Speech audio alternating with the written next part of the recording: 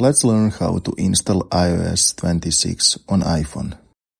First, you need to know that this iOS 26 is in developer mode. So because of that, this iOS 26 is full of bug and lagging. So I recommend to you to wait to September to install a final version of iOS 26 without bug.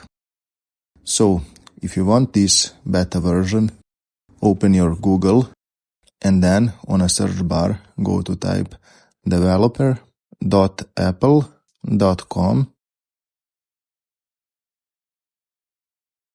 and go on that website. When you come on this iPhone developer website, you can scroll down to see all information about iOS 26. And when you read it, you can see in the left right corner of the screen two horizontal lines and go to click on it. That will open to you a side page and you need to click on the last option called account.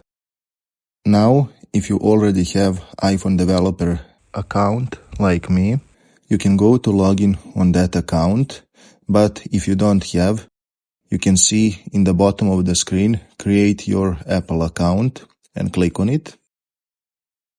That will send you on this Apple account page where you can create your account.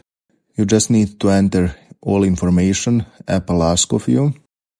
And when you finish, click on continue.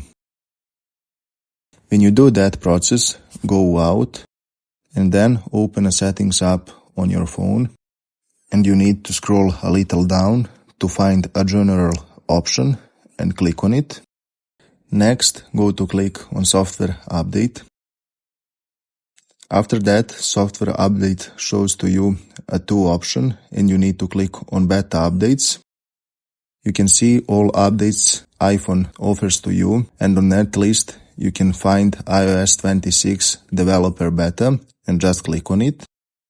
Then go back and you can be able to download iOS 26 beta. Thanks for watching and see you in the next video.